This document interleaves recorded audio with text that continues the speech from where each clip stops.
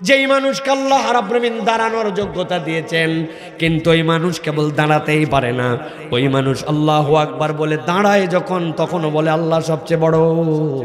আবার ওই মানুষ যখন আল্লাহু আকবার বলে দুইটা হাত হাঁটুর সাথে লাগায়া মাজাটা সোজা করে দেয়, তখন ওই বান্দার রুকুর হালতে যায়, তখনও বলে সুবহানা রাব্বিয়াল আযীম। আমি এখন রুকুকারী, কিন্তু আমার রবের পবিত্রতা ঘোষণা করছি যিনি মহান। ওই বান্দা আবার যখন অঙ্গগুলা দুইটা হাত, দুইটা হাঁটু, দুইটা পা, কপাল আর নাক দিয়ে সিজদার মধ্যে যায়, দুনিয়ার যত সিজদাগারী প্রাণী তার মতো তার মাথা হালায়া সিজদা দেয়, কিন্তু তখনও ওই বান্দাটা বলে সুবহানা রাব্বিয়াল আ'লা। আই রব, আমি যখন মাটির সাথে মাথা লাগাইছি, তখনও আমার রব হচ্ছেন সবচেয়ে শ্রেষ্ঠ। আল্লাহ বলছেন এই দুনিয়াতে একমাত্র মানুষ সব হালতের মধ্যে যেতে পারে। আল্লাহ এই জন্য মানুষকে তাবৎ সৃষ্টির মধ্যে শ্রেষ্ঠত্ব দান করেছে। আল্লাহ বলছেন ওই মানুষ কিয়ামতের দিনে যখন আমার সামনে উঠবে, আল্লাহ বলছেন নবী আপনি দেখবেন ওয়া তারা কুল্লা উম্মাতিন জাসিয়া, এমন কতকগুলা মানুষ, এমন কতকগুলা গোষ্ঠী আল্লাহর সামনে উঠবে, তারা সোজা হয়ে দাঁড়াতে পারবে না, নত জানু হয়ে থাকবে। আল্লাহর সামনে তারা নত জানু হয়ে যাবে, মাথা তুলে দাঁড়ানোর যোগ্যতা তাদের থাকবে না। যেই সৃষ্টিকে আল্লাহ মাথা তোলার যোগ্যতা দিলেন, কেন উঠতে পারবে না? আল্লাহ বলছেন কুল্লা উম্মাতিন তুদা ইলা কিতাবিহাল ইয়াউম, তাদের কিতাব সহ তাদেরকে ডাক দেওয়া হবে, তোমাদের আমলনামা নিয়ে আল্লাহর কাছে আসো। আল্লাহ বলছেন তুজজাউনা মা কুনতুম তা'লামুন, তুজজাউনা মা কুনতুম তা'মালুন। দুনিয়াতে যা করেছে আল্লাহ বলছেন কিতাবের মধ্যে সব পেয়ে যাবে। যেই না কিতাব পাবে, আল্লাহ বলছেন হাযা কিতাবুনা ইয়ানতিকু আলাইকুম বিল হক ইন্না কুন্না নাস্তানসিকু মা কুনতুম। ওই বান্দাদের জন্য আল্লাহ বলছেন ও যা করেছে আমি রব্বুল আলামিন সবগুলাকের মধ্যে সংরক্ষণ করেছি। والذي جعل الشمس ضياء والقمر نورا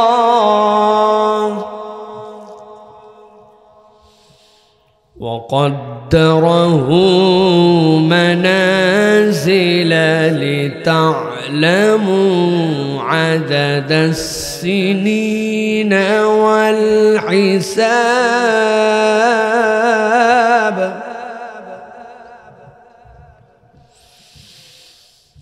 ما خلق الله ذلك إلا بالحق يفصل الآيات لقوم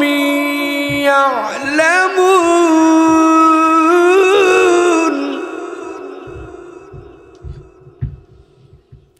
يفصل الآيات لقوم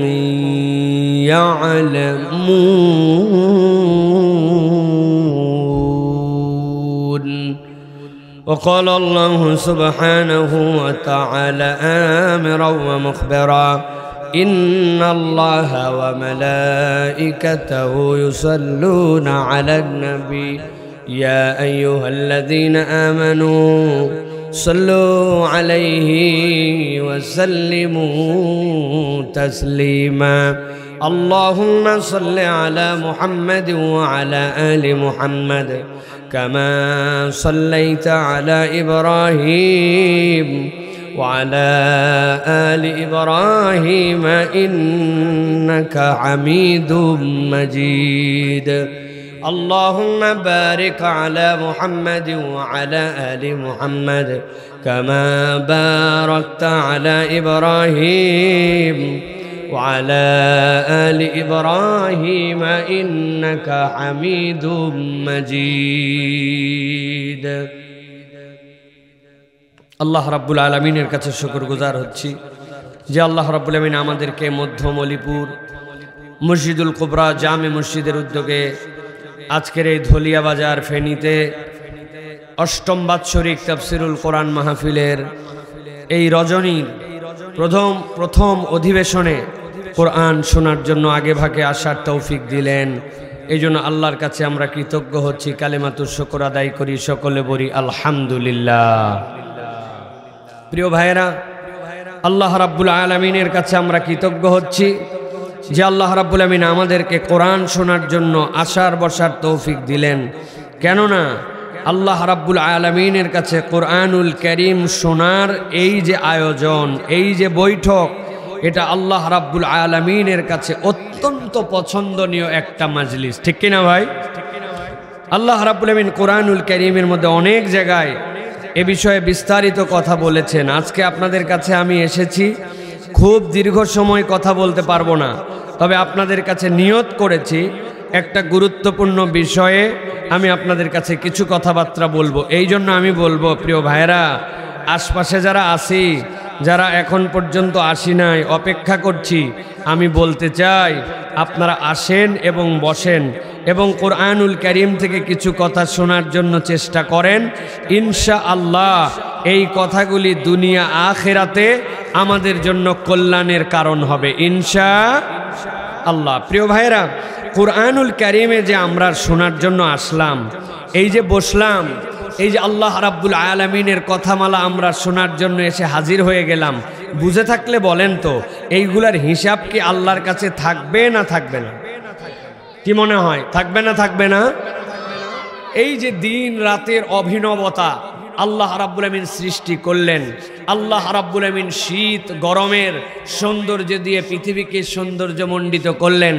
এই রব্বুল আলামিন সুষম একটা দুনিয়া আমাদের সামনে উপস্থাপন করলেন।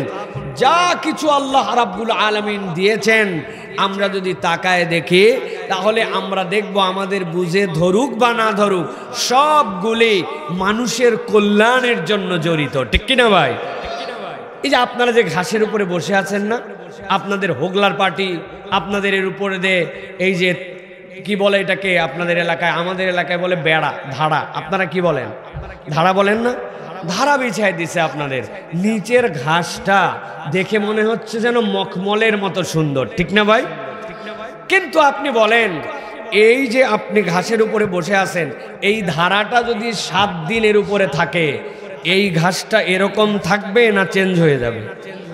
বুঝে বলতে হবে, আমি এমনি জিজ্ঞাসা করছি না, আপনারা জানেন, তারপরেও বলতে চাই, এরকম থাকবে না চেঞ্জ হবে?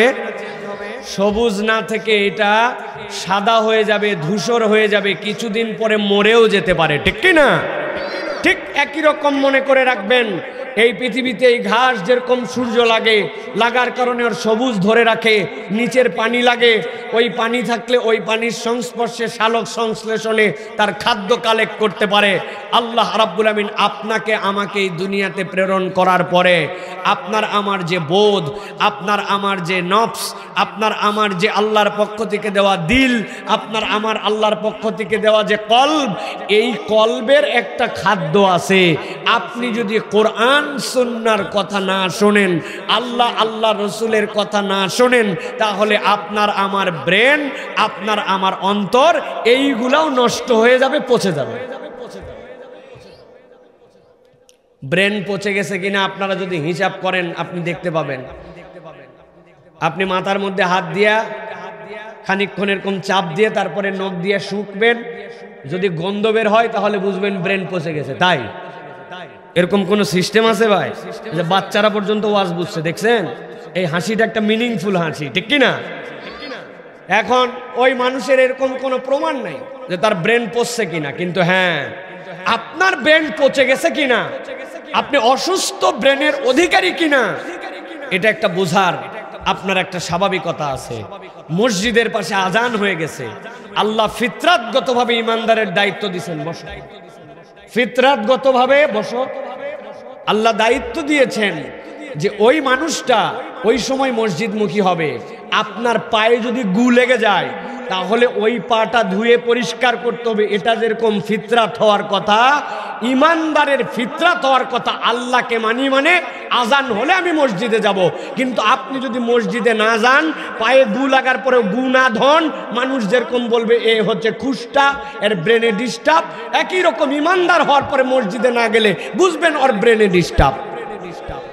ইমানদার হওয়ার পরে আল্লাহকে পছন্দ করে না, স্বাভাবিক জীবনযাপন করে না, বাপ মাকে সম্মান করে না, মুরব্বীকে শ্রদ্ধা করে না, ছোটদেরকে আদর করে না, আল্লাহর পক্ষে থাকে না, বুঝবেন গন্ধ বের হয় নাই, কিন্তু আপনার ব্রেনের মধ্যে পয়জন ঢুকে গেছে, ঠিক কি না? রাত ঘুমানোর সময় কিন্তু আপনি সারা রাত জেগে থাকেন, দিন কাজের সময় আপনি অধিকাংশ দিন ঝিমঝিম করে পার করেন, রাত্রের আর্লিতে ঘুমানোর যাওয়ার কথা আপনি ঘুমাতে যান না, ফজরের পর জাগার কথা ওই সময় আপনি শুয়ে পড়েন। বলেন তো ভাই, এইটা কি স্বাভাবিক কাজ না অস্বাভাবিক? তাহলে অস্বাভাবিক যদি হয় তাহলে আমাদের মস্তিষ্কে প্রবলেম আছে। এত কথার ব্যাকগ্রাউন্ড এই জন্য দিলাম, আমরা যদি কোরআনুল কারীমের আয়োজনে কোরআন শোনার জন্য আসি, বছরে একদিন মাত্র হয়, কোনো কাজ নাই, ঘোরাফেরা করি, আড্ডাবাজি করি, মোবাইল মারাই, চায়ের দোকানে খাই, ওইটা প্রত্যেক দিনই থাকবে। কোরআনের আয়োজন প্রত্যেক দিন হয় না, কিন্তু তারপরে বাহিরে ঘুরে মাইকের শব্দ যায়, কোরআন শুনতে আসতে পারে না, এরকম লোক আর যুবক এলাকায় নাই। আল্লাহ রাব্বুল আমিন বলছেন, দুনিয়ার মানুষ ভালো করে বোঝো, হুয়াল্লাযী জাআলাশ শামসা দিয়াআন, আল্লাহ বলছেন রব্বুল আমিন আসমানের মধ্যে যে সূর্যটা তোমাদের জন্য দিয়েছেন, তুমি সকালবেলা ওঠার পরে দেখো টাইম মেনে মেনে সূর্যটা আসমানের মধ্যে উঠে যায়। আল্লাহ বলছেন, বান্দা জানো নাকি আমি রব্বুল আমিন এইটা তোমার জন্য দিলাম আলো স্বরূপ। আল্লাহ বলছেন দিয়া, ওই দিয়া মানে হচ্ছে এমন একটা আলো যেই আলোর একটা পাওয়ার আছে, যেই আলো কেবলমাত্র আলো নয়, ওই আলোর একটা কাজ আছে। আপনার যে ঘাসের উদাহরণ দিয়েছিলাম, আপনি যদি ওই ঘাসটা ঘরের মধ্যে লাগায় রাখেন আপনি টের পাবেন ওই আলোর কত দাম। এইটার সবুজ হারায় ফেলবে, এইটার যে উৎপাদন ক্ষমতা সেইটার থাকবে না। আল্লাহ বলছেন আমি তোমার জন্য যে সূর্য দিলাম বান্দা, জেনে রাখো ওইটা আমার দেওয়া নিয়ামত আল্লাহর পক্ষ থেকে, ওইটা তোমার জন্য আলো। আর আল্লাহ বলছেন ওয়াল কমারা নূরা, আর আমি তোমাদের জন্য যে চন্দ্র দিয়েছি, আল্লাহ বলছেন ওইটাও তোমার জন্য আলো। তবে দুয়া আর নূরের মধ্যে আল্লাহ পার্থক্য রেখেছেন। আল্লাহ বলছেন এইটা স্নিগ্ধ একটা আলো যেইটা তোমাকে সুশোভিত করে, রাতটাকে ঘুটঘুট বানায় না, সমুদ্রের জোয়ার ভাটাকে কন্ট্রোল করে। আল্লাহ বলতেছেন সূর্যও দিয়েছি তোমার জন্য, চন্দ্রও দিয়েছি তোমার জন্য। বান্দা তুমি যদি একটু বিবেক খাটাও তাহলে কল্পনার মধ্যে আনতে পারবা না। ওই চন্দ্রকে তুমি উঠাতে পারো না, নামাতে পারো না, ওই সূর্যকেও তুমি উঠাতে পারো না, নামাতে পারো না। তোমার বাড়ির যদি কুপি বাতি থাকে, যেই বাতি দিয়ে তুমি চুলা ধরানোর আগে তোমার জন্য কুপিটা জ্বলাও, ওই কুপির যদি তেল চলে যায় তাইলে কুপির মাথার উপরের সলতাটা পুড়ে যায়, আর বাতি আর জ্বলে না, ঠিক কি না? কুপি বাতি তো চেনেন, আপনাদের এলাকায় কি বলে ল্যাম্পো, তাই না ভাই? ল্যাম্পো চেরাগ, ওই চেরাগের ভিতরের বাতির জন্য আমাকে জ্বলানোর জন্য আমার জন্য পাওয়ার লাগে। আল্লাহ বলতেছেন কিন্তু তুমি কল্পনাও করো নাই, তোমার জন্য আমি রব এই সূর্যের ব্যবস্থা করেছি, তোমার জন্য আমি বান্দা চন্দ্রের ব্যবস্থা করেছি।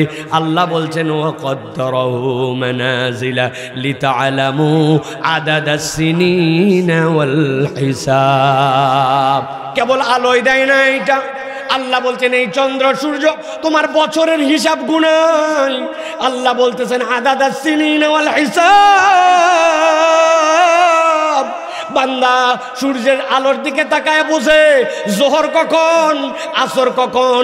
আপনি জোহরের পরের থেকে 2 কাঠি ছায়া হয়ে গেছে, আপনি বুঝে ফেলছেন মূল ছায়ার পরে 2 ছায়া মানে আমার জন্য এইটা আল্লাহর পক্ষ থেকে আসরের ওয়াক্ত। আপনি ওইটা যখন ডুবে গেছে তখন ওইটা মাগরিব।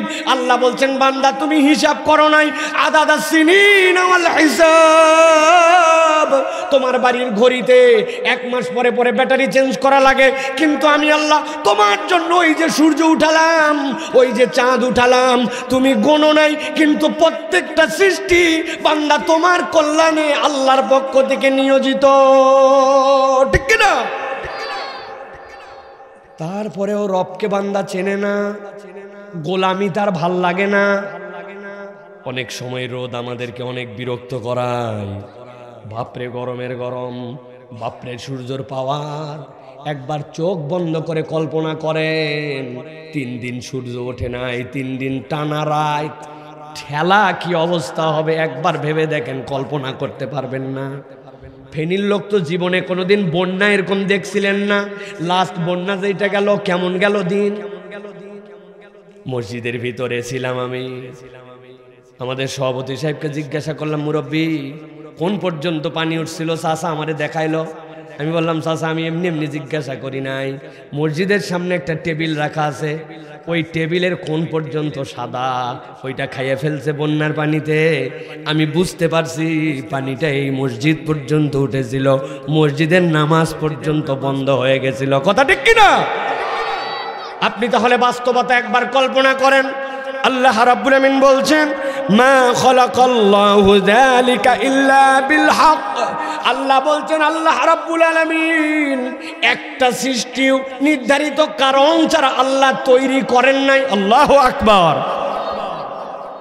ইউফাসসিলুল আয়াতি লিকওমি ইয়ালামুন। আল্লাহ বলছেন, আমি আমার আয়াতগুলা তোমাদের কাছে তাফসীল করে দেই, বর্ণনা করে দেই, লাআল্লাহুম ইয়ালামুন, আশা করা যায় যাতে করে তারা অনুভব করতে পারে। আমি বিনা কারণে সূরা ইউনূসের 5 নম্বর আয়াত আজকে তেলাওয়াত করি নাই। আমি বুঝানোর জন্য বলতে চাই, 4 বছর 5 বছর আগে আসছিলাম, যেই সময় কথা বলার আগে জিহ্বায় লাগাম লাগায় দেওয়া হতো। কথা বলার আগে বলা হতো কোন কথা বলবেন আর বলবেন না। মাহফিলে আসার আগে এনআইডি চাওয়া হতো, এনআইডি দেখে দেখে তারপরে তাদের অনুমতি নিয়ে নিয়ে আসা লাগতো। আল্লাহর দেওয়া দুনিয়া, আল্লাহর দেওয়া সূর্য, আল্লাহর দেওয়া চন্দ্র। আমি তখন মনে করছিলাম হিসাব বোধহয় থাকবে না। আল্লাহ বলছেন, দিন তারিখ হিসাব করে রাখা হয়েছে, তুমি বেড়েছো কিন্তু কত দূর পর্যন্ত বাড়তে পারো। আল্লাহ বলছেন তার হিসাব আল্লাহর কাছে আছে কিনা। এই জন্য প্রিয় ভাইয়েরা, আপনার আমার জীবন, এই জীবনের প্রত্যেকটা হিসাব আল্লাহর কাছে আছে। প্রত্যেকটা মুহূর্তের হিসাব আল্লাহর কাছে দিতে হবে। রব্বুল আমিন বলছেন, ওই হিসাব দেওয়ার ক্ষেত্রে বান্দা আল্লাহর কাছে যদি ওই হিসাবটাকে দামি তালিকায় তুলতে চায়, ওই বান্দা যদি আল্লাহর কাছে ওই হিসাবটার ওজন বাড়ায় নিতে চায়, কিয়ামতের দিনে আল্লাহর কাছে আমলনামাটা ওয়েটফুল করতে চায়, ওই বান্দা যেন তার জীবনে কোরআন, আল্লাহ, আল্লাহ রসুলের পক্ষে থাকার চেষ্টা করে। আপনার যদি ঈমান না থাকে, আপনার যদি ইখলাস না থাকে, আর আপনার যদি নবীর দেখানো তরিকায় কাজ না হয়, আপনি যত বড় মুসলমানের দাবিদার হন, আল্লাহর কাছে আপনার 1 পয়সাও দাম নাই। ঠিক না? আপনার ঈমান যদি না থাকে, আপনার আমলনামা কি ওজন হবে? আমি অনেক জায়গায় উদাহরণ দেই, আপনাদেরকে বোঝানোর জন্য বলি। এত বড় একটা হীরার বাটি, কত বড়? হাত দিয়ে দেখান কত বড়। আন্দাজি হুজুর যা বলবে তাই দেখাবেন। এত বড় হীরার বাটি হয়? পুরা দুনিয়াতে এত বড় হীরার বাটি পাওয়া যাবে না। আচ্ছা ধরলাম কথার কথা, এত বড় একটা হীরার বাটি, দাম হচ্ছে তার 10 কোটি টাকা। কয় কোটি? এই বাচ্চারা জোরে বলো, কয় কোটি? হ্যাঁ, বাচ্চাদের স্পিড রাখালে, মুরব্বীদের তো স্পিড শেষ। কয় কোটি? হ্যাঁ। আরেকটা এত বড় সোনার বাটি, ওই বাটি হওয়া সম্ভব। ধরলাম ওই বাটির দাম 1 কোটি টাকা। কয় কোটি? আরেকটা বাটি হচ্ছে এত বড় রূপার বাটি, ওই বাটির দাম 10 লাখ। আর একটা আপনাদের এলাকায় ছোট্ট একটু একটা মাটির বাটি, ওই বাটির দাম কত? 10 টাকা না বাপ, একটু বাড়ায় বল। 50 টাকা ধর। 50 টাকা কি? 50 টাকা ধরছেন আপনি। তাহলে একটা বাটি হচ্ছে হীরার বাটি, কত দাম? 10 কোটি। আর একটা বাটি হচ্ছে সোনার বাটি, কত দাম? 1 কোটি। আরেকটা রূপার বাটি কত দাম? 10 লাখ। আরেকটা মাটির বাটি কয় টাকা? আবার এটা ফেনীর ভাষায় বলো 50 টাকা। হ্যাঁ, ভালো করে খেয়াল করেন। 4 বাটি আপনার সামনে রাখা আছে, কিন্তু রূপার বাটি, সোনার বাটি আর হীরার বাটি, ওইটার নিচ দিয়ে একটা সুই ঢোকে কি ঢোকে না? ঢোকে কি ঢোকে না? একটা চুল ঢোকে কি ঢোকে না? এরকম একটা ছিদ্র আছে। আর মাটির বাটিটার নিচে কোনো ছিদ্র নাই। এখন একটা দুধালা গোয়ালা ওকে ডাক দিয়েছেন, ডাকতে বলছেন, এই 4 বাটির মধ্যে হাফ কেজি করে এর মধ্যে তুই একটুখানি দুধ ঢাল। মাথা খাটায় বুঝে থেকে উত্তর দিবেন, সামনের আর কোনো উত্তর নাই, এবার পেছন থেকে আপনারা বলবেন। এরা তো অ্যাক্টিভ। আপনারা বলেন তো, এখন এই 3 বাটি, একটা 10 কোটি, একটা 1 কোটি, একটা 10 লাখ, এই 3টার নিচে চুল যাওয়ার মতো একটু ছিদ্র আছে, কিন্তু যেইটা মাটির বাটি ওর ছিদ্র নাই। এখন এই 4 বাটিতেই ½ কেজি করে দুধ ঢালছেন, 2 ঘন্টা পরে কোন বাটির দুধ ঠিক থাকবে?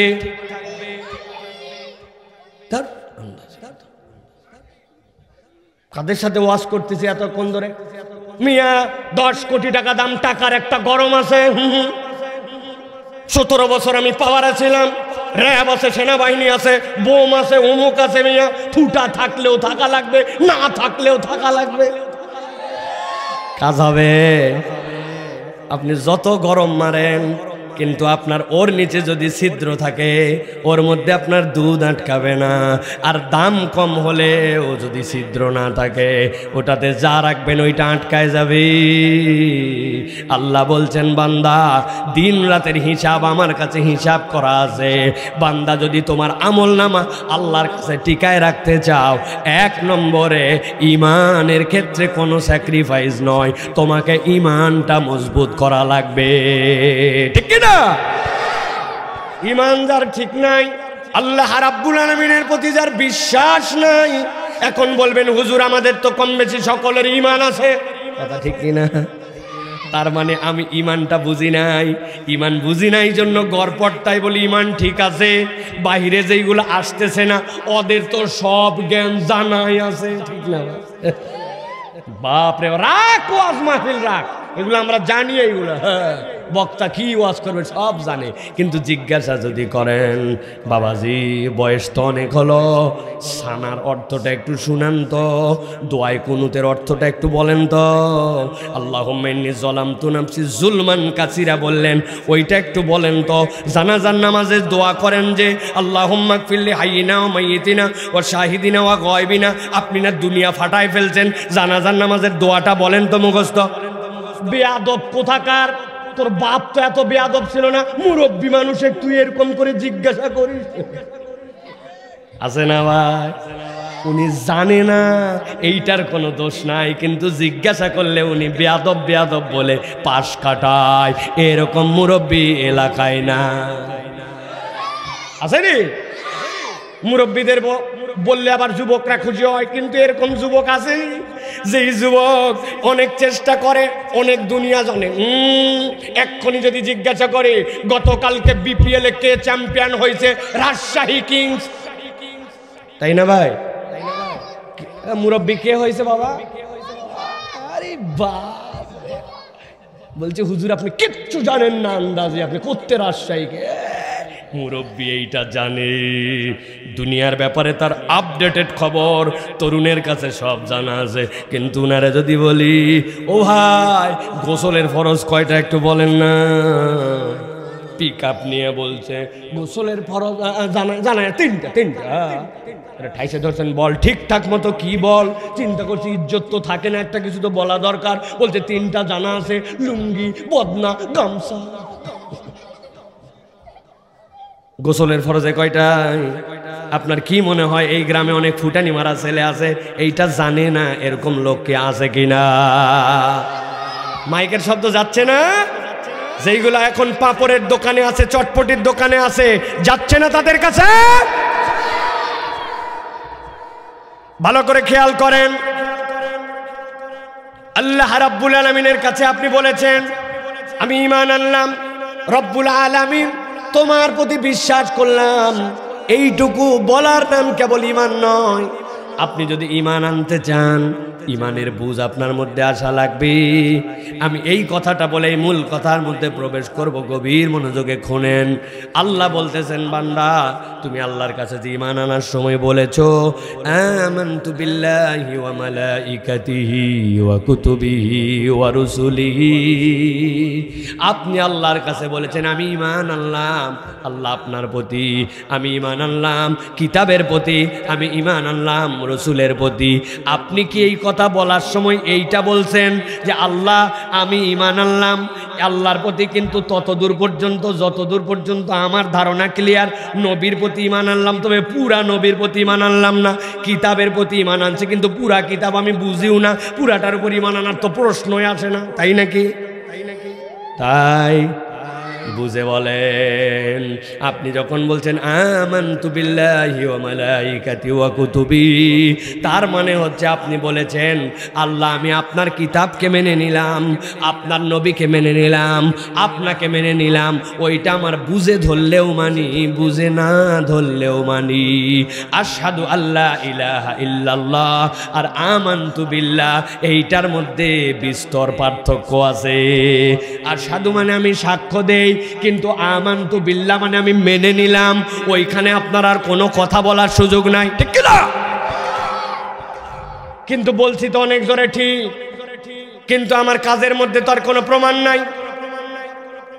আমার ধানাই পানাই জিন্দেগি আল্লাহ রাব্বুল আলামিন কেউ মানি, নিজের মন পছন্দ জীবনও চালাই। আসেনি ভাই? আমাদের ঢাকার দিকে তো যুবকরা স্মার্ট, এখন আমি সব জায়গায় বলি বিশাল স্মার্ট সব ছেলে পেলে। ওই ছেলে পেলেরা 7 দিন তার কাঁধের যে 2 ফেরেস্তা, এই ফেরেস্তার এক ফেরেস্তার কোনো কাজ দেয় না, ওই ফেরেস্তা একদম রিলিফ। ঘুম ঘুম ঘুম। জুম্মার দিনে 1:15টার সময় ফেরেস্তা ওঠে, 1:15টার সময় ফেরেস্তা ওঠার পরে দেখে ওই বান্দা মোবাইল ঠেলতে ঠেলতে ঠেলতে ঠেলতে মসজিদের সামনে আসছে, তখনও ঢোকে না। যখন কদ কামাতিস সালাহ, কদ কামাতিস সালাহ, তখন উনি মসজিদের মধ্যে ঢোকার পরে নামাজে কোনো রকম দাঁড়ায়, তখন কাঁধের ফেরেস্তা একটু উঠে উঠে আমল নামাটা মোটামুটি একটু গড়পড়তা লেখে আবার ঘুম। 1 সপ্তাহ খবর নাই। আপনাদের এলাকায় এরকম মুসল্লি আছে নাকি ভাই? পেছনে যারা আছেন ঘুমায় গেছেন কারা কারা হাত তোলেন। একটা কথাবার্তা বলে না রে ভাই, কি আশ্চর্য কথাবার্তা। এরকম মুসল্লি আমাদের আছে ভাই, ভালো করে বোঝেন। আমি আপনাদের কাছে হাসানোর জন্য বলছি না, বুঝানোর জন্য বলছি। আপনি আমানতু বিল্লাহর মানে তাহলে বোঝেন নাই, বলছেন মুখ দিয়ে, কিন্তু হৃদয় থেকে এইটার অনুভব আপনার আমার ভিতরে জাগ্রত হয় না, ঠিক না? কারণ আপনার যদি আমানতু বিল্লাহর প্রতি ঈমান হয়, তাহলে আল্লাহ যা বলেছেন তার প্রতি আপনার ঈমান লাগবে। রব যা মানা করেছেন সেইটার প্রতি আপনি কখনো যাইতে পারেন না, ঠিক না? কয়দিন পরে আসতেছে বিশ্ব বেহায়া দিবস, চেনেন আপনারা? আহা, মুসলমান ঘরের সন্তান, যেই সন্তান মারা যাওয়ার পরে তাকে মুসলমানের গোরস্থানে দাফন করা লাগবে, যেই সন্তানকে সামনে নিয়ে আপনার জন্য জানাজার নামাজ পড়া লাগবে, অথচ সে পাক্কা খ্রিস্টানদের লুপার কেলিয়া উৎসব, যেইটাকে পরবর্তীতে পোল যে এসেছিল আগে শৌল, নাম পরিবর্তন করে 600 খ্রিস্টাব্দের পরে এইটাকে নাম দিয়েছে সেন্ট ভ্যালেন্টাইন উৎসব।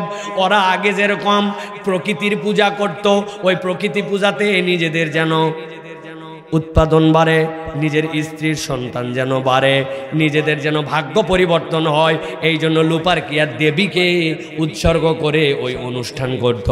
সেইটাকেই নব্য সাম্রাজ্যবাদ আর বেনিয়াবাদরা মুসলমানদের চরিত্র পৃথিবীব্যাপী বেহায়াপনা ছড়ায় দেওয়ার জন্য এখন সেই অনুষ্ঠানের নাম দিয়েছে বিশ্ব ভালোবাসা দিবস।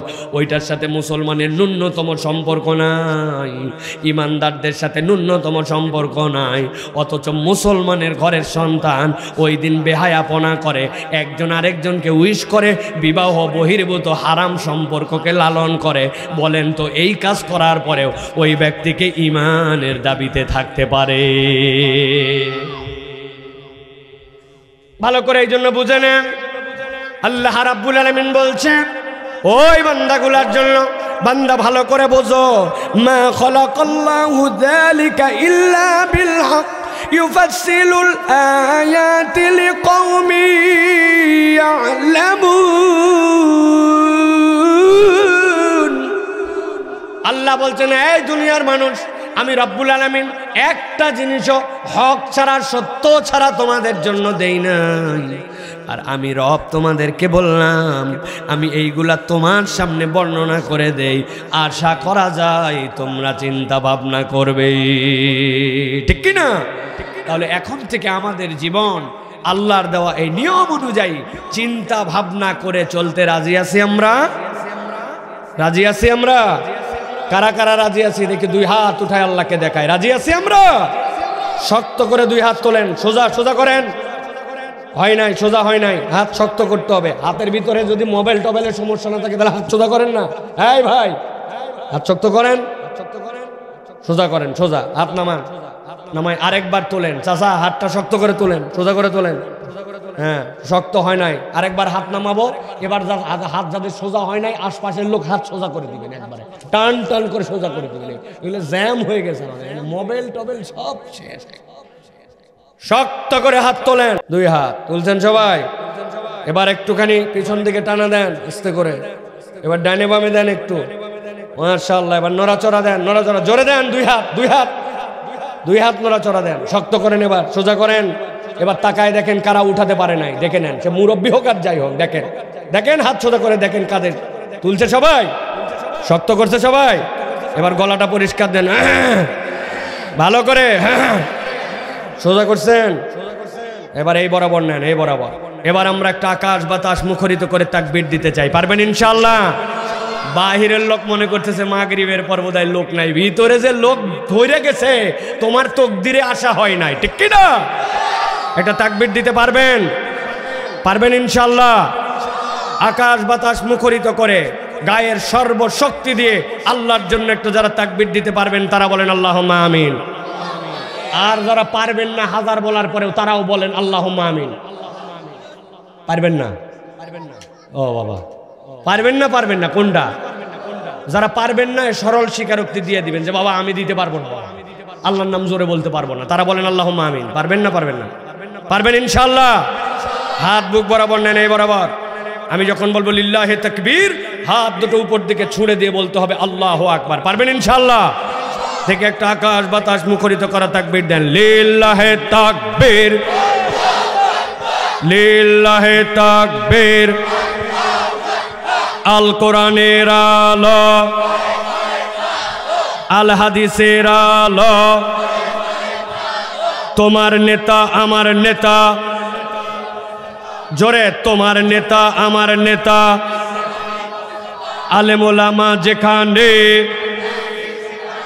আল্লাহর আইন যেখানে, লিল্লাহে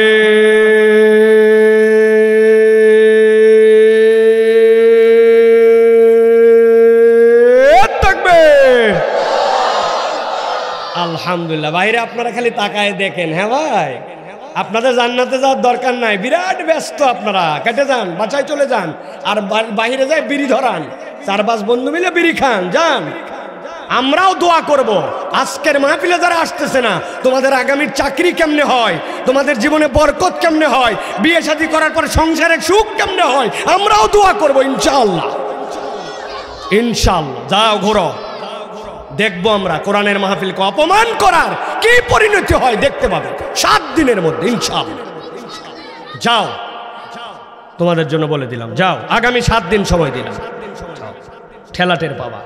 কাজ নাই মুরব্বীদের, না এখানকার সব লোক বেকার, ওনাদের কোনো কাজ নাই, ওনারা মানে এমনি বসে আছে।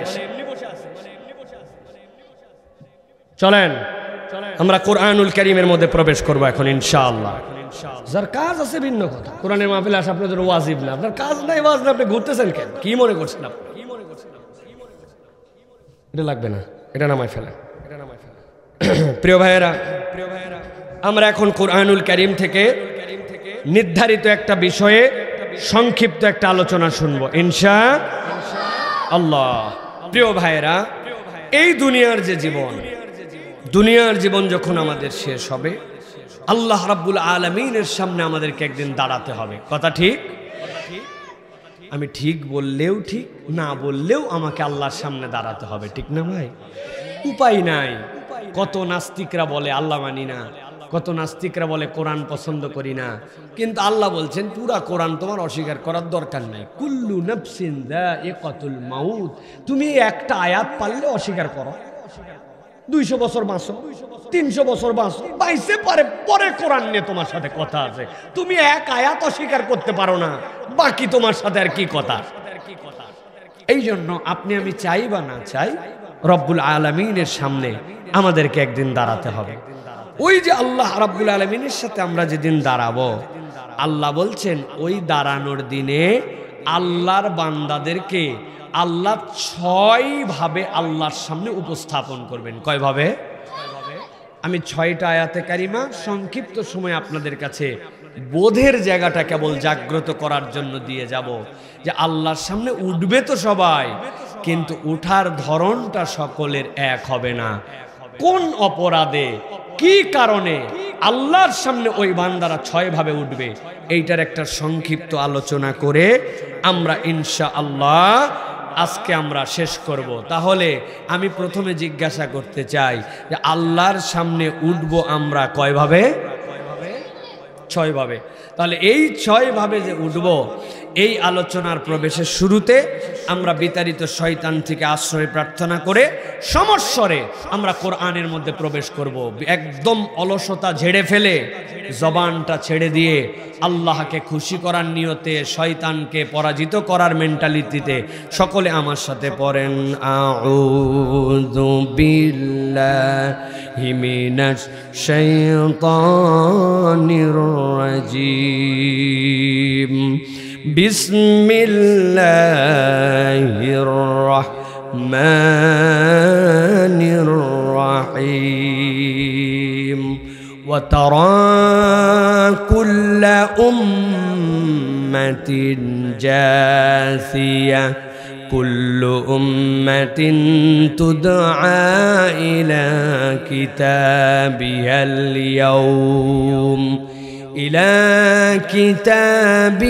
اليوم تجزون ما كنتم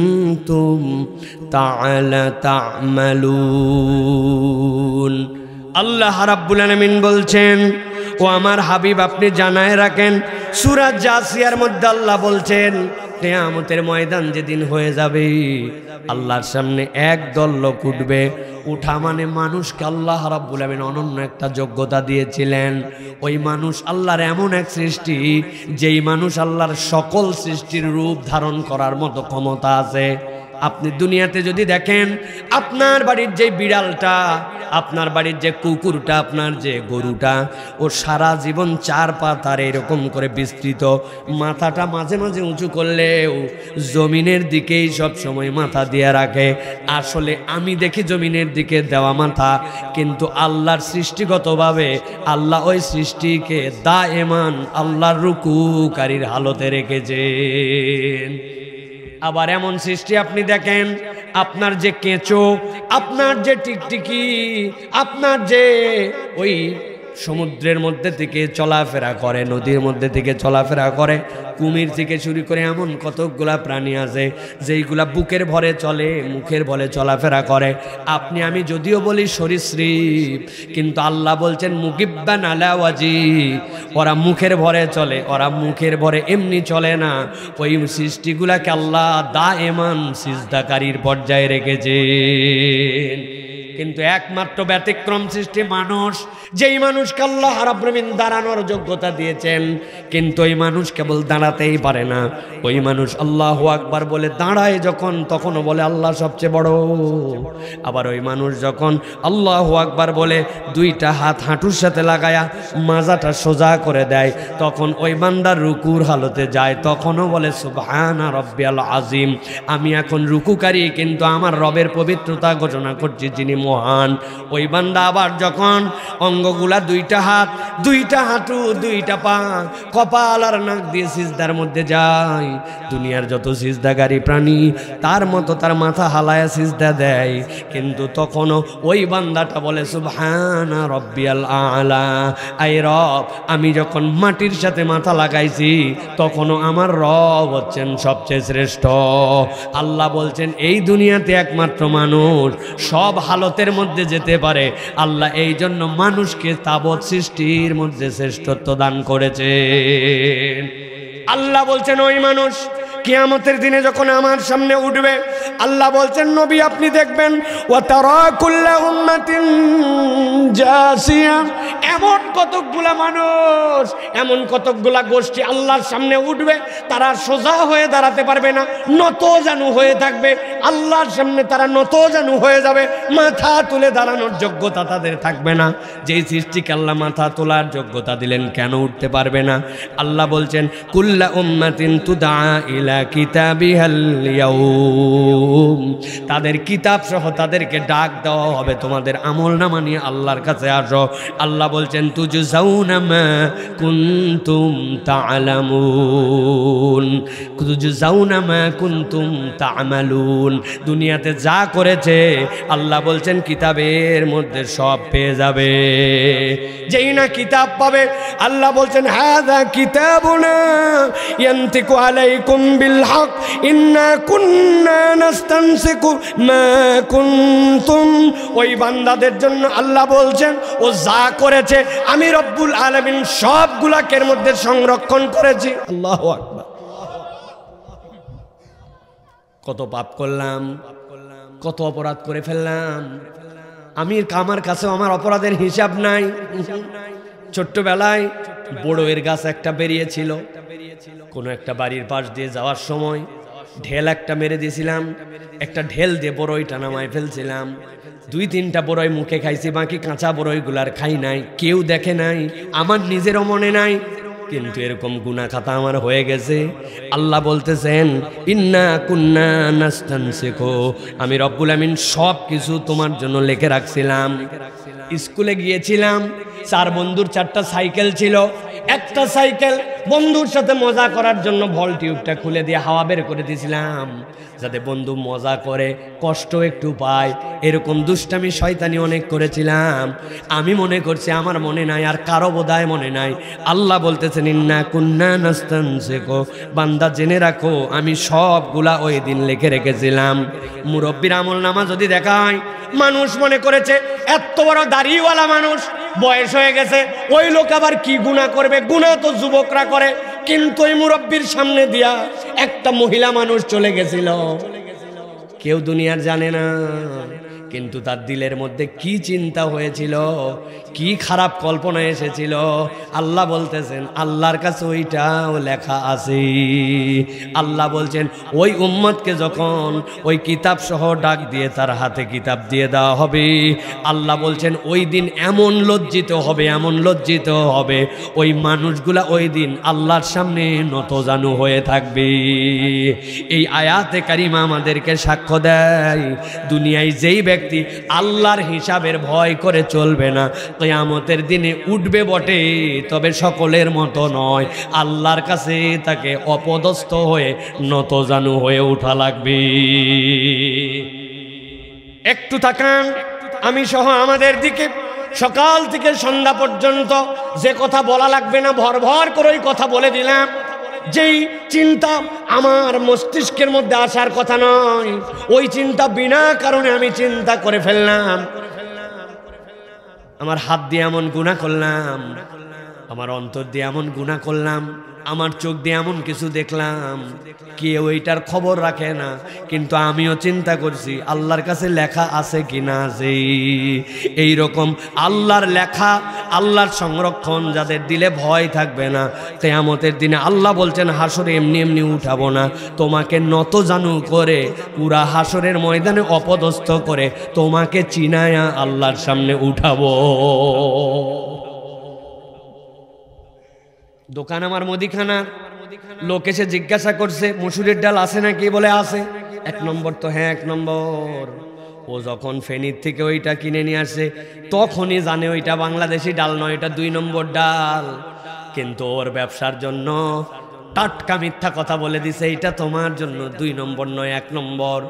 মিথ্যা কথা বলে দিছে জানার পরেও, কেননা ওই মিথ্যা কথা বলার একমাত্র কারণ ছিল তার ধারণা ছিল আমি যাই করি না কেন এইগুলা কে আমার হিসাব নিবে, কেউ তো জানে না।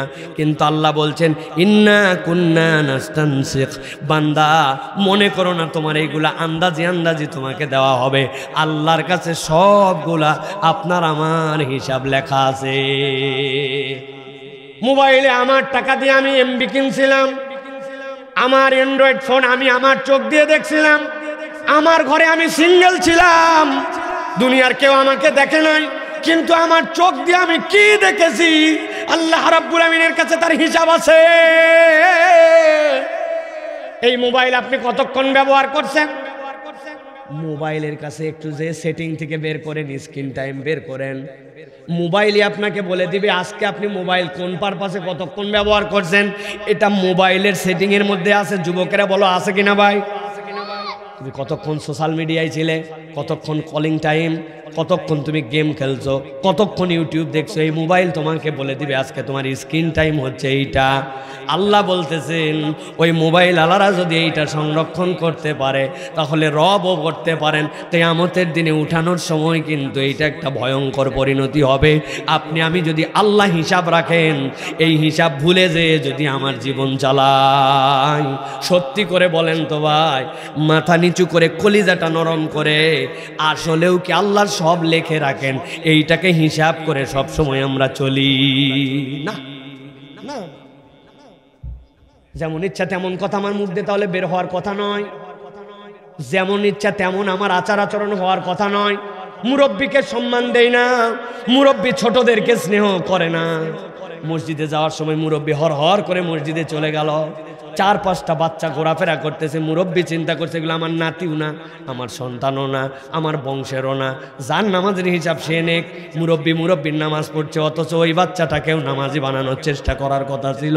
ওইটা একবারও আমি আমার কল্পনার মধ্যে নেই নাই, কেননা আমি বুঝি নাই আমার নামাজে যাওয়ার সাথে আরও 2টা বাচ্চা নিয়ে গেলে আমার আমল নামায় কত বেশি লেখা হতে পারে। এই হিসাব না করে জীবন চালানো লোককে আল্লাহ বলছেন আল্লাহর সামনে যা সিয়া ওই দিন বড় অবনত মস্তকে কিয়ামতের দিনে উঠা লাগবে। মনে থাকবে তো ভাই? 2 নম্বরে আল্লাহ বলছেন আল্লাহর সামনে একদল লোক উঠবে যাদের চেহারাগুলো অন্ধকার হয়ে যাবে। আল্লাহু আকবার। চেহারা অন্ধকার মানে কি? মানুষের চেহারা কালো হতে পারে, কিন্তু অন্ধকার কেমনে হয়? আমি বলি না মাঝে মাঝে ভাই 2 চোখে অন্ধকার দেখতেছি, অথচ সামনে সব দেখতেছি, কিন্তু অন্ধকার দেখতেছি মানে কি আমি ঘাবড়ায় গেছি? আল্লাহ বলতেছেন আল্লাহর সামনে একদল লোক উঠবে সূরা ইউনূসের 27 নম্বর আয়াতে, যেই মানুষগুলার চেহারাগুলা অন্ধকারের নেই কালো হবে। আল্লাহ কোরআনে বলছেন কান্নামা উগশিয়াত উজুহুম কিতাম মিনাল লাইলি মুসলিমা। বান্দা এমন একটা অমাবস্যার রাত, যেই রাত্রে আকাশের মধ্যে তারা নাই, আকাশের মধ্যে কমার নাই, আকাশের মধ্যে চন্দ্র নাই, আবার রাতটাও ওই দিন মেঘাচ্ছন্ন হয়ে গেছে। একে তো চন্দ্রহীন, 2 নম্বর অমাবস্যা, 3 নম্বর তারা নাই, 4 নম্বর আকাশে মেঘ, তারপরে বৃষ্টি হয়, রাতটা ঘুটঘুটে অন্ধকার, একটু দূরের মানুষ কেউ দেখা যায় না, অন্ধকার ছোঁয়া যায় না। কিন্তু আল্লাহ বলছেন এক শ্রেণীর লোক আল্লাহর সামনে হাসরের দিনে অন্ধকার চেহারা নিয়ে উঠবে। নাউজুবিল্লাহ। কালো হওয়ার অন্ধকার হওয়া এক নয়। আল্লাহ বলছেন তাদের নূরকে আল্লাহ উঠায় দিবেন। আল্লাহ বর্ণনা করছেন এই অন্ধকার চেহারার পরিণতি কি হবে, কারণ কি হবে জানো নাকি? ওই মানুষগুলা সেই মানুষ আল্লাহর বিধান জানা বোঝার পরেও ফুটানি মারায়া ভাব মারায়া করলাম না এইরকম মুডে আল্লাহর বিধান থেকে নিজেকে সরায় রাখছিল। নামাজ ফরজ জানতো, মিথ্যা কলা বলা যাবে না জানতো, অপরের জমির আইল ঠেলা যাবে না জানতো, মানুষকে ধোকা দেওয়া যাবে না জানতো, স্ত্রীর সাথে মিথ্যা কথা বলা, তার কাছে যে গালিগালাজ করা, এইটা যে আল্লাহ নিষেধ করেছেন এইটা জানতো। আল্লাহ এবং আল্লাহর পক্ষে যেই মানুষগুলা তাদের নামে মিথ্যা মামলা দেওয়া যাবে না, অযথায় দুনিয়ার রাজনৈতিক স্বার্থে ফাঁসির কাস্টে ঝুলানো যাবে না, জানতো না এরকম নয়, কিন্তু জানা বোঝার পরেও ড্যাম কেয়ার করে জীবন চালাইছে। আল্লাহ বলছেন আল্লাহর কাছে তাদের চেহারা কালো করে উঠানো হবে। এমন অন্ধকার, অন্ধকার কেবল জাহান্নামে যায়, অন্ধকার জান্নাতে নিয়ে যাবে না। কত মানুষ, আর তো কয়দিন পরে রোজা, খুঁজে পাবেন আপনি রোজা রাখবে না, ঈদের নামাজ পড়তে যাবে, আছে কিনা? মাঠে কাজ করি ভাই, হার্ড লেবার করি, ঢালাইয়ের কাজ করি, ভ্যান চালাই, বহুত কষ্ট ভাই। এই গরমের মধ্যে রোজা রাখা যায় না। ওই লোক জানে রোজা ফরজ, আল্লাহ তোমার রিজিক দেয়, আল্লাহ রাব্বুল আলামিন তোমাকে সুস্থ রেখেছে জানে উনি, কিন্তু হাজার জানার পরেও সিয়াম পালন করে না। আবার আমরা হুজুরদেরও দোষ আছে, ওই লোকের কাছে আমরা আল্লাহর পক্ষের বিধান তাদেরকে জানাই নাই। হুজুর জানাইছে, আমাদের খতিব সাহেব ওয়াজ করছে রোজা রাখা ফরজ, আরে না, এই ওয়াজ সে ওয়াজ নয়। আপনাকে এসে একজন শ্রমিক বলছে, চাচা রোজা যে রাখতে বলছেন, ওই যে রাস্তার ধার দিয়ে ড্রেন কাটতেছে, একদিন সকাল থেকে 6 ঘন্টা মাটি কাটে রোজা থাকে দেখায়েন। কথা যৌক্তিক কিনা ভাই? তাহলে ওই লোককে আপনি কি দিন দিলেন, কেমনে বুঝালেন? নবীজি সাল্লাল্লাহু আলাইহি সাল্লাম বলে গেছেন, আমি আল্লাহর পক্ষ থেকে জেনে তোমাদের জন্য দোয়া করলাম, আল্লাহুম্মা বারিক লানা ফি রজব ওয়া শাবান ওয়া বাল্লিগনা রমাদান। 2 মাস আগে আল্লাহর নবী এই দোয়া শিখাইছেন। এইটা কেবল আমিন বলার দোয়া নয়, এর মধ্যে আল্লাহর নবী কিয়ামত পর্যন্ত উম্মতের জন্য প্যাকেজ ঢুকায় দিয়েছেন। ছোট্ট করে বলি, ভালো করে বোঝেন। একজন রিকশাওয়ালা ধরেন, একজন ভ্যানওয়ালা, কথা শুনতেছেন আমার ভাই? একটু ঠান্ডা মাথায়। একজন ভ্যানওয়ালা, একজন মাটি কাটে যেই লোক, ওই লোক সারাদিনে কাজ করে 8 ঘন্টা, তাই তো ভাই? 8 ঘন্টা কাজ করে ওই লোক। এখন 8 ঘন্টা যদি মাটি কাটার কাজ করে, রোজা রাখা সত্যি ঠেলা আছে, ওই লোক অজ্ঞান হয়ে যেতে পারে, ঠিক কিনা? আল্লাহ নবী শিখালেন তার জন্য, আল্লাহুম্মা বারিক লানা ফি রজব ওয়া শাবান।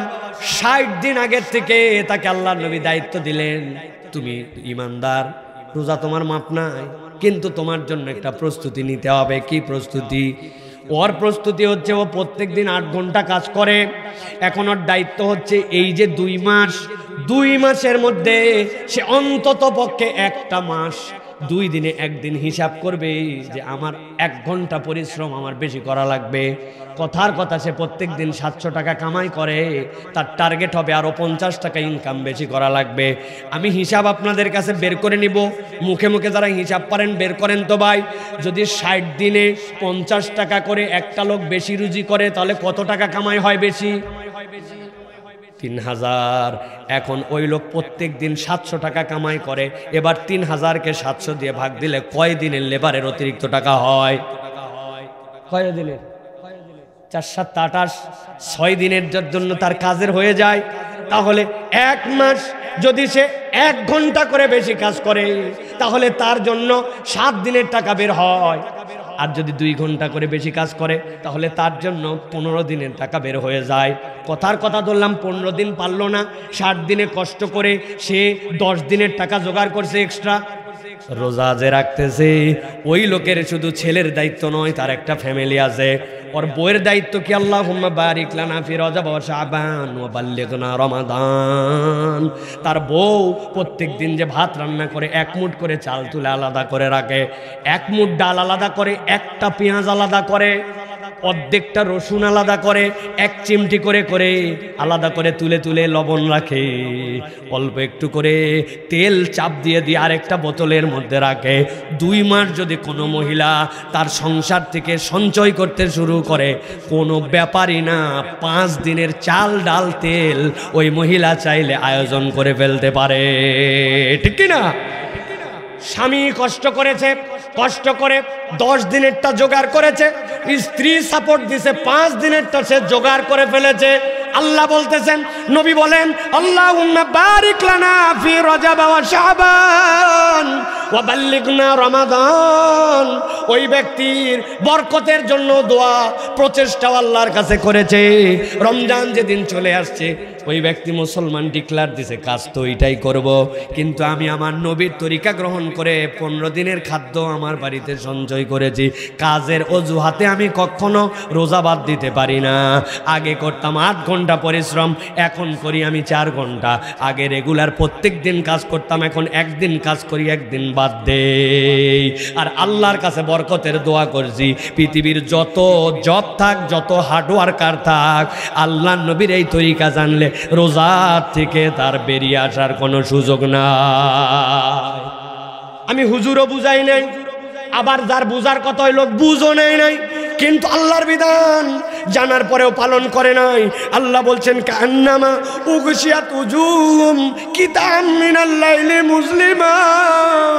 আল্লাহ বলছেন হাসরের দিনে আমি তোকে কালো মুখে উঠাতে চাই না, কিন্তু আল্লাহর বিধানে যেই ব্যক্তি গুরুত্ব দেয় নাই, জানা বোঝার পরেও, জানতো এটা আমার করা লাগবে তারপরেও করে নাই, ওই জীবন যদি পালন করে, আল্লাহ বলতেছেন আল্লাহর কাছে কিন্তু ওই দিন ধরা খেয়ে যাওয়া লাগবে।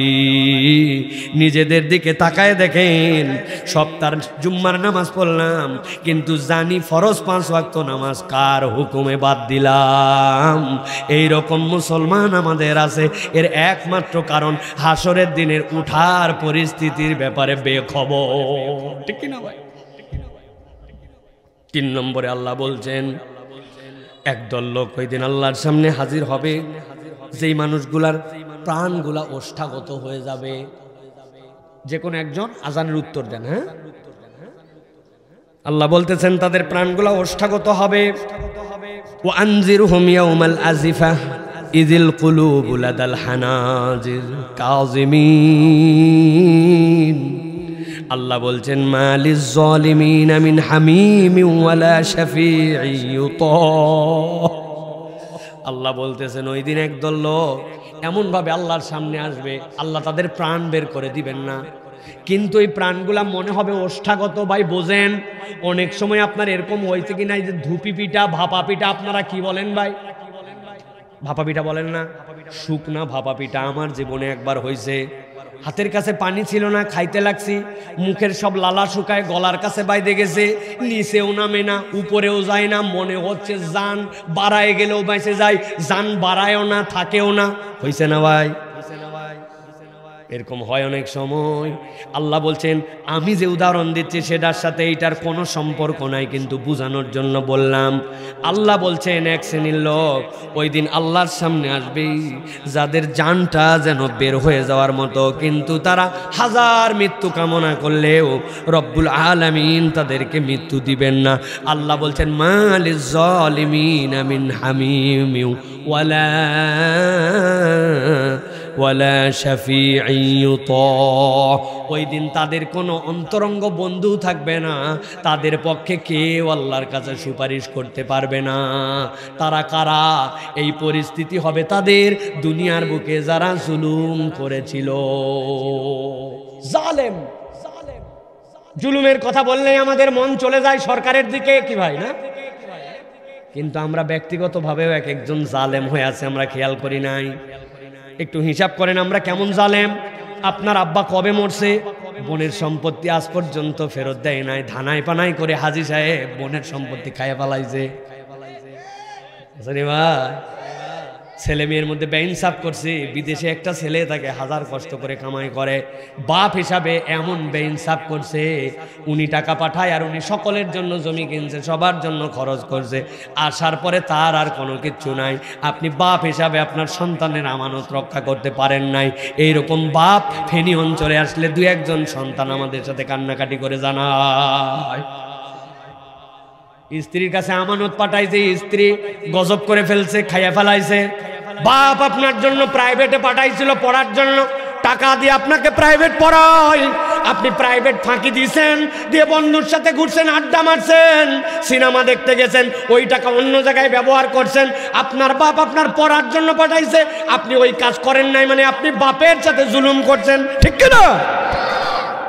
ভালো করে বুঝেন। আল্লাহ বলতেছেন ওই দিন কিন্তু কোনো জালেমের কোনো দোস্ত থাকবে না। হামিম মানে কি? হামিম মানে হচ্ছে অন্তরঙ্গ জিগরি দোস্ত, মানে আপনার কোনো বন্ধুর কথা মনে হলে ওর কথা মনে হয়। কল্পনা করেন তো, এখন যদি আপনাকে বলা হয় ভাই বলেন তো আপনার দোস্ত কার কথা মনে হচ্ছে, দেখেন মনে মনে ভাবে দেখেন, সকলের নাম আসে নাই, যে কোনো একটা এইটাই আমার সবচেয়ে বেস্ট ফ্রেন্ড মনে হয়েছে না ভাই? হয়েছে না? যার সাথে খেলতে পছন্দ করি, যার দোস্তালি পছন্দ করি। আল্লাহ বলছেন ওই দিন একটাও দোস্ত খুঁজে পাওয়া যাবে না, ইয়া নাফসি করবি। অতএব দুনিয়াতে কাকে দোস্ত বানাচ্ছ একটু হিসাব করে চলাফেরা করো। আল্লাহ নবী বলছেন যে দুনিয়ার মানুষ তুমি হিসাব করো, মাইয়ুখালিল, তুমি কাকে বন্ধু বানালে। তোমার এমন বন্ধু যে তোমাকে নামাজের দিকে ডাকলো না, তুমি এমন বন্ধু যেই বন্ধু কখনো তোমাকে বললো না এই গালি দিস কেন, গালি দেওয়া তো খারাপ কাজ, গালি দিবি না ভাই, এই তুই কেন মিথ্যা কথা বলিস, কথায় কথায় মিথ্যা কথা ইমানদারের ভূষণ হতে পারে না, এই চায়ের দোকানে বসছিস গিবত লাগাইছিস মানে বন্ধ কর গিবত, কিসের গিবত, গিবত আল্লাহ পছন্দ করে না। আপনাকে এই কথা বলে না, বন্ধু বলে না, বরং আপনার সাথে আরো তাল দেয়, ও তুই একটা মেয়ের বাজে ছবি দেখাইছি, এটা কোনো ছবি না ব্যাককল, আমার কাছে যে মাল আছে ওইটা দেখাচ্ছি তো। যুবকেরা বলো ভাই আছে কিনা, ভাই আছে কিনা? একটা নারীর ব্যাপারে বাজে কথা হচ্ছে, ওখানে আরো উস্কায় দেয়, আছে না ভাই? বলছে দোস্ত রে আর কতদিন তুই বিড়ি খাবি বলতো, ঈদের দিন আমি সিদ্ধান্ত চেঞ্জ করছি আর বিড়ি না। ও চিন্তা করছে বাপ রে এ তো সুফি সাহেব হয়ে গেল, বিড়ি খাবে না। বলছে না না বিড়ি না, তুই বিড়ির ভিতরের মাল ফেলা, আমি জিনিস আনছি। ও বিড়ির ভিতরের মাল ফেলাইছে, ও ভিতরে ছোট্ট পুরিয়া নিয়ে আইছে, পুরিয়া নিয়ে এসে কুসকুস কুসকুস করে কাটে ওর মধ্যে ঢুকাইছে, ঢুকাই বলছে বা টান দিয়া দেখ খালি, একটা নেতে যেমন তেমন, দুইটা নেতে রাজা। ফেনী অঞ্চলে ওর নাম কি ভাই?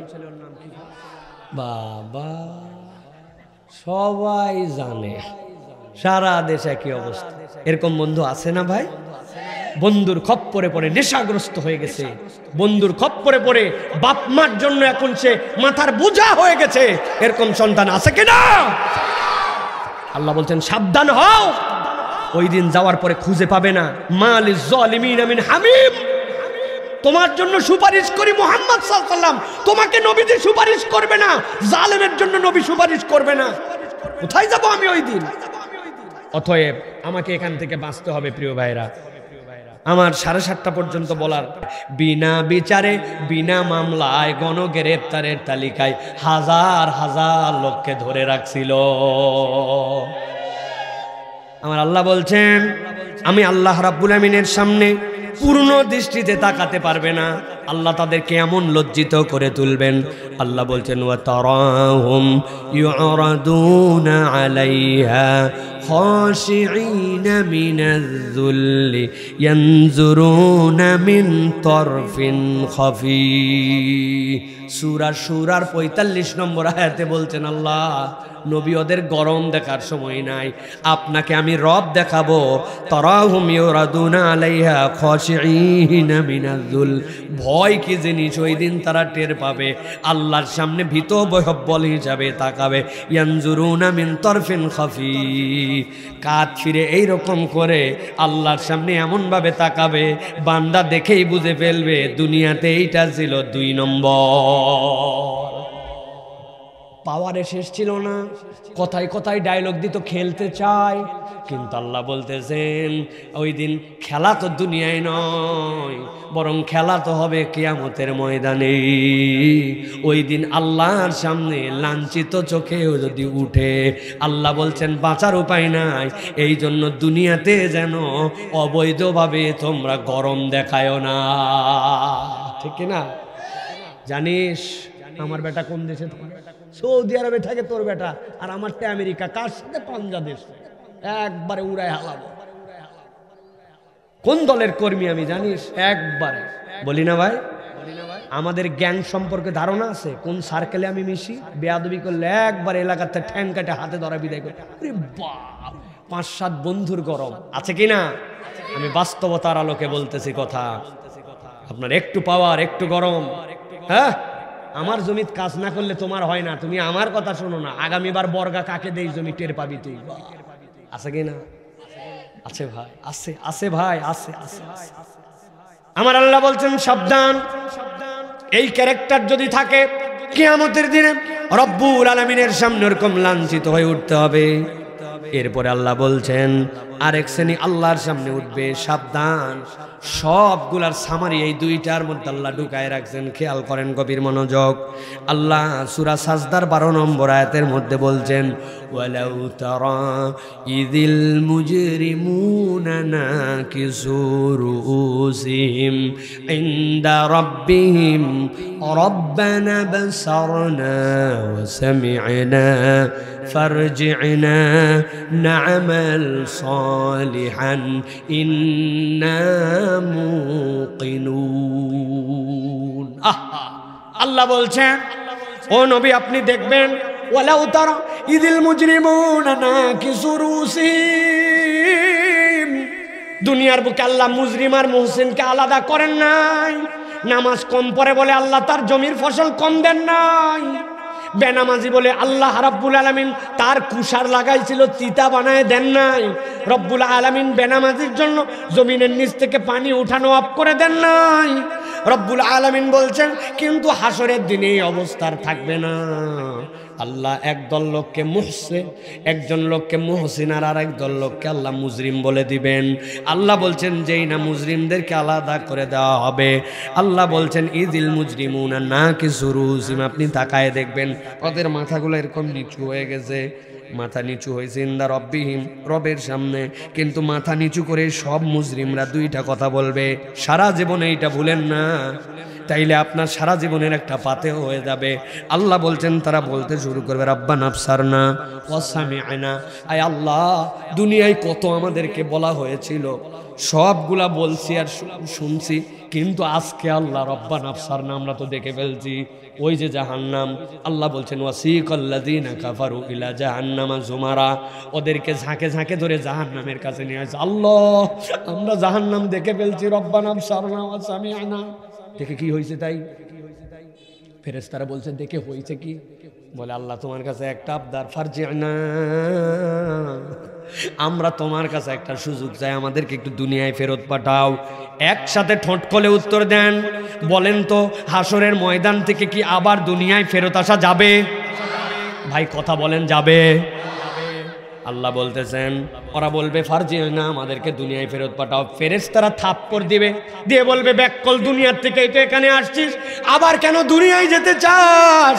তারা সাথে সাথে বলতে শুরু করবে রব্বানা আবসারনা ওয়া সামি'না ফারজি'না না'মাল সালিহান ইন্না মুকিনুন। আয় রব্বুল আলামিন এমনি এমনি দুনিয়ায় যেতে চাই না, দুইটা বিষয় ইনশিওর করার জন্য যেতে চাই। এবার দুনিয়ায় পাঠায় দেখো না'মাল সালিহান, আমরা অনেক ভালো কাজ করব, ইন্না মুকিনুন, আমাদের ঈমান এখন মজবুত। চিৎকার করে বলেন ভাই, হাসরের ময়দানে আল্লাহর সামনে যাওয়ার পরে পৃথিবীতে কি ব্যাক করে আসার সুযোগ থাকবে? কিন্তু ওই মানুষ আসতে যাবে একটা কারণে, আমি ওই দুনিয়ায় যে আবার একটু নেক আমল করব। আল্লাহ বান্দাকে এই ময়দানে বসে ফেনীতে আপনাকে জানায় রাখতে চান, বান্দা প্রশ্নটা আগেই ফাঁস করে দিলাম, দুনিয়ার থেকে যে কোনো সময় তোর জীবন অবসান হয়ে যেতে পারে। এই যে আমার মুরব্বী বসে আছে, কি কাঁদাটাই না কাঁদলো। বাপ বসে আছে 90 বছর বয়স, সন্তানটা ক্যান্সার হয়ে দুনিয়ার থেকে চলে গেছে, খবর জানেন তো আপনারা? আহা, পিতার কাঁধে সন্তানের লাশ, এর থেকে বড় ভারী কিছু নাই। 3টা ছোট্ট ছোট্ট এতিম সন্তান রেখে চলে গেছে, কার কখন ডাক এসে যাবে কেউ জানে না। আল্লাহ বলছেন ওই দিন যাওয়ার পরে বলবে না'মাল সালিহা, আল্লাহ দুনিয়ায় পাঠাও, আমি একটু ভালো কাজ করতে চাই।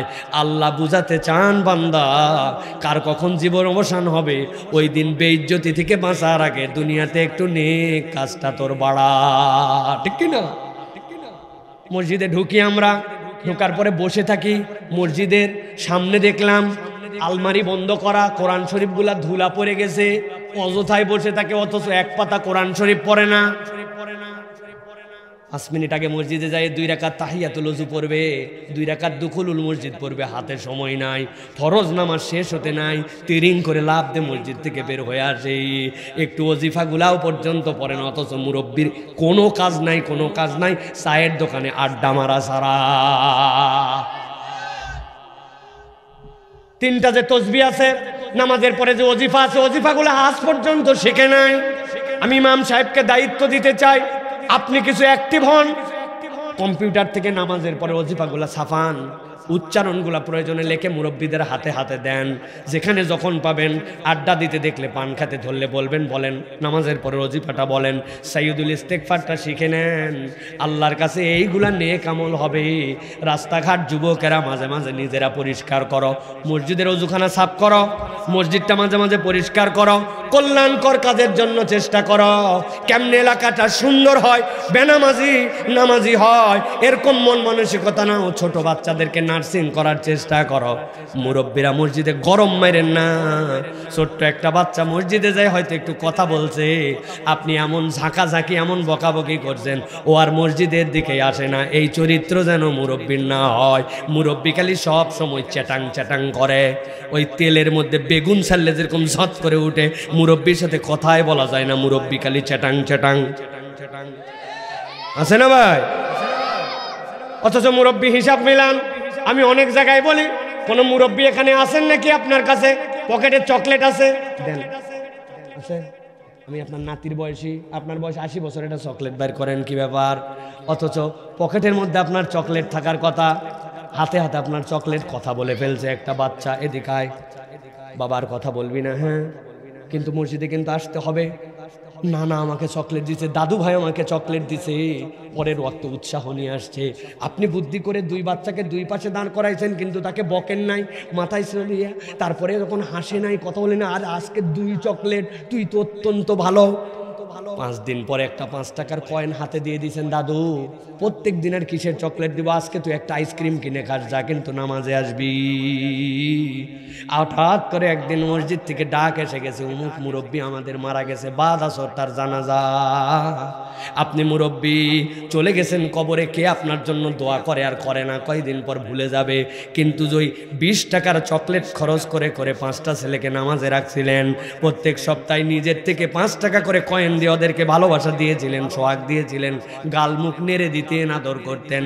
ওই বাচ্চা যতদিন সিজদায় যাবে দোয়া করা লাগবে না, আপনার কবরে আপনার আমল নামায় ওই সোয়াবগুলা পৌঁছায় যাবে।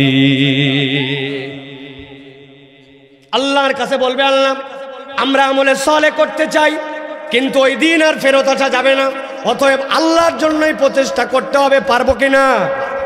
কোরআন পড়া বাড়াতে হবে, তাসবিহ বাড়াতে হবে, ওজিফা বাড়াতে হবে, চেষ্টা করতে হবে, কল্যাণের কাজের সাথে লেগে থাকবো আমরা। সর্বশেষ আল্লাহ বলতেছেন, ওয়ালা তাহসাবান্নাল্লাহ গাফিলান আম্মা ইয়ামালুজ জালিমুন ইন্নামা ইউআখিরুহুম লিয়াউমিন তাশখাসু ফীহিল আবসার মুহতিইনা মুকনিই রুসিহিম লা ইয়ারতাদ্দু ইলাইহিম তরফুহুম ওয়া আফইদাতুহুম হাওয়া। আল্লাহ বলছেন, এক শ্রেণী আল্লাহর কাছে বড় বিপদে পড়বে কিয়ামতের দিনে, যেই মানুষগুলা দুনিয়ার বুকে জালেম হয়ে থাকবে। আল্লাহ বলছেন তাদের ব্যাপারে রব্বুল আলামিন বেখবর না। কত জুলুম করলো, কই আল্লাহ তো ধরলো না। ভালোই তো আছে দেখা যায়, নেতানিয়াহু তো হেই বহালে আছে, ট্রাম্প সাহেব তো সেই গরম মারতেছে, যত খারাপ অবস্থা খালি আমাদের। এই বাবা, এই এই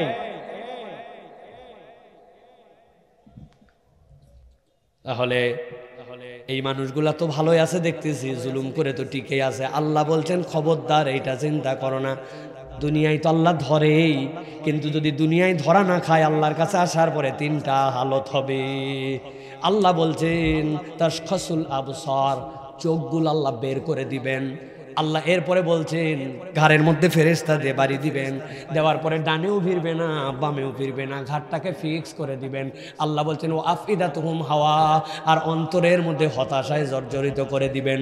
আল্লাহ তার অনেক বান্দাকে আদর করে ডেকে বলবেন, বান্দা তোর আমল নামায় শিরিক নাই, তোর আমল নামার মধ্যে জুলুম নাই, কিন্তু গুনাহ আছে, এই গুনাহ করছিলি, আল্লাহ করে ফেলছিলাম। আল্লাহ চাদর দিয়ে ঢাকায় বলবেন, বলে এই গুনাহ করছিলি, মাথা নিচু করে বান্দা ঘাবড়ায় যাবে, আল্লাহ এই গুনাহ তোমার কাছে লেখা আছে, দুনিয়ার কেউ জানে না। আমি বাথরুমের ভিতরে কি গুনাহ করছি, আমি বেডরুমে কি গুনাহ করছি, আল্লাহ আমি ছোটবেলায় কি গুনাহ করছি, আল্লাহ কেউ দেখে নাই, কিন্তু তুমি দেখছো। আল্লাহ বলবেন, বান্দা তোর শিরিক নাই, তোর জুলুম নাই, বান্দা যা, তোর গোপন গুনাহ আমি তো সাত্তারুল অয়ুব, তোর গোপন গুনাহ গোপন রেখে তোকে মাফ করে দিলাম। মাফ করে আল্লাহ বলবেন, যা এদেরকে নিয়ে কৌশলে জান্নাতে চলে যাও, ফেরেশতাদেরকেও জানানোর দরকার নাই, যাও জান্নাতে নিয়ে যাও। কিন্তু আল্লাহ বলছেন এক শ্রেণী পার পাবে না, ও আফিদাতুম হাওয়া, তাদের অন্তরের মধ্যে আল্লাহ এমন হতাশা ঢুকায় পুরা হাসরের ময়দান তাদেরকে বেইজ্জতি করে ফেলবেন। যারা জুলুমকারী হবে, আপনি স্ত্রীর প্রতি জুলুমকারী, বাহিরে সুপি সাপ কিন্তু আপনি স্ত্রীর সাথে ভালো ব্যবহার করেন না, আপনি সন্তান হিসেবে বাহিরে মানুষ ভালো মনে করে কিন্তু বাপ মাকে আপনি কষ্ট দেন, আপনি বেয়াদব, আপনি আপনার বোনের জমির হক মারছেন, আপনি রাজনৈতিকভাবে পাওয়ার ছিলেন, বিরোধী দলকে দমন করছেন, আপনার একটু লেখার পাওয়ার ছিল, অমুককে তুমুককে তার পাওয়ার দেখায় দিয়েছেন, আপনি যত ধরনের জুলুম ছোট থেকে বড় করেন সবগুলার জন্য আল্লাহর কাছে ধরা খাওয়ার হিসাব দেওয়া লাগবে, ঠিক কিনা?